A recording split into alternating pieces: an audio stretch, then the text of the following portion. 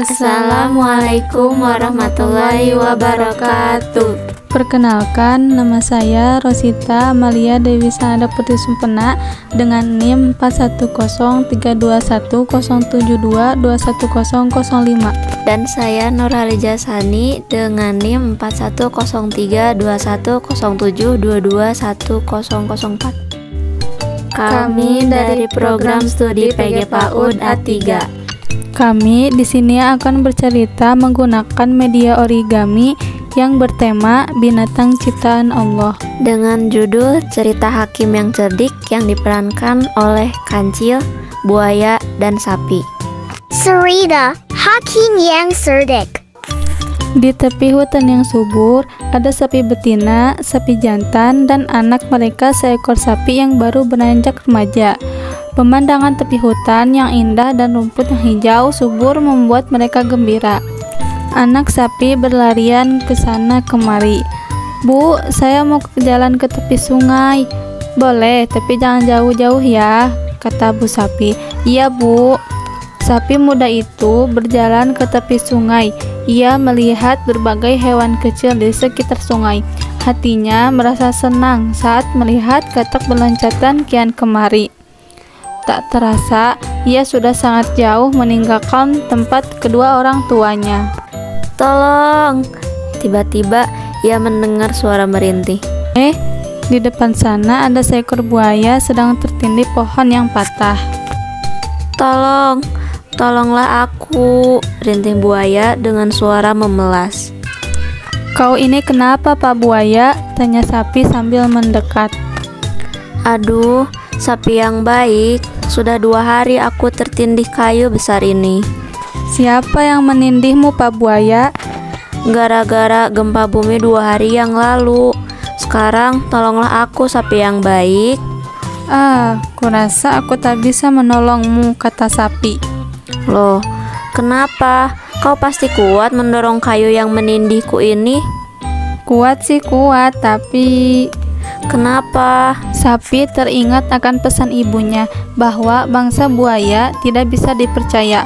Mereka licik sekali, suka makan daging hewan lainnya. "Tidak, aku tidak akan menolongmu," kata sapi. "Kalau kau kutolong, jangan-jangan nanti kau akan memangsaku." "Jangan khawatir, aku tidak akan melukaimu." "Tidak, aku tak bisa mempercayaimu." "Oh, sapi yang baik, apakah kau tidak kasihan padaku? Sudah 2 hari aku tersiksa begini. Tak bisa makan, tak bisa minum, dada terasa sesak." "Tapi kau binatang jahat," potong sapi. "Sapi yang baik, itu kan dulu setelah tertindih kayu begini, aku sadar bahwa aku memerlukan hewan lain. Maka sekarang aku bertobat, tidak akan memakan hewan lain kecuali hewan itu telah mati sendiri. Aku tobat, tolonglah aku." Rayuan buaya sembari mengeluarkan air mata. Sapi muda terpengaruh. Lama-lama ia merasa kasihan juga. "Baiklah, aku akan menolongmu. Tapi janji ya, jangan mencelakakanku." "Iya, aku janji, percayalah." Lalu, sapi berusaha mendorong kayu itu sekuat tenaganya. Dan akhirnya plong, buaya terlepas dari tindihan kayu.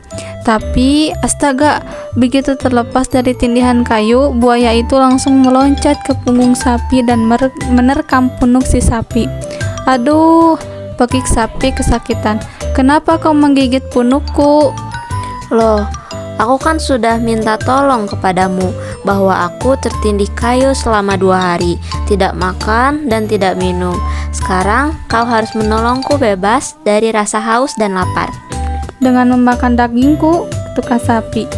"Betul, sekaligus meminum darahmu." "Dasar buaya licik, tak tahu balas budi." "Sudah sapi muda yang bodoh," sergah buaya, "terimalah nasibmu." "Tidak, ini tidak adil," teriak sapi.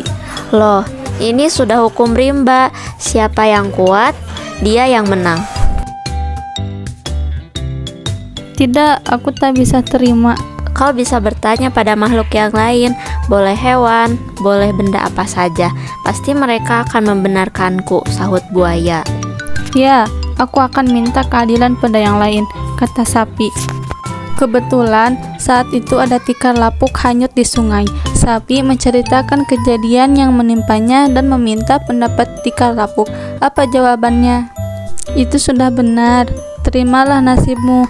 Aku juga mengalaminya. Ketika keadaanku masih baru, aku dipakai. Jika kotor dibersihkan. Tapi setelah lapuk dan banyak yang bolong, aku dibuang ke sungai begitu saja. Nah, benar kan kataku, sahut buaya. Tidak, nah itu ada keranjang hanyut, protes sapi. Tapi, ketika keranjang itu ditanya, jawabannya persis seperti tikar. Ketika masih baru dan utuh aku dipakai. Kini setelah rusak aku dibuang ke sungai begitu saja. Nah, benar kan, sahut buaya. Ada seekor bebek betina tua berenang. Sapi dan buaya meminta pendapat bebek. Kukira buaya benar, sebab manusia juga kejam. Ketika aku masih muda dan bisa bertelur, aku dipelihara. Sekarang ketika aku sudah tua, aku ini mau disembelih. Untungnya aku bisa melarikan diri. Jadi tirulah perbuatan manusia. Mereka mau enaknya sendiri.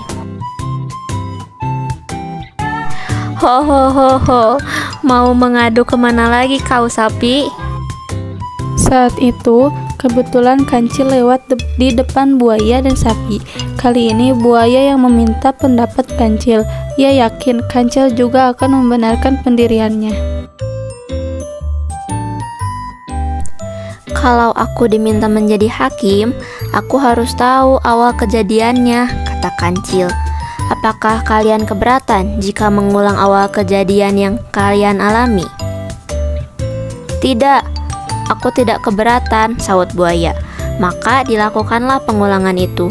Buaya kembali ke tempat semula, sapi mengembalikan kayu besar ke punggung buaya.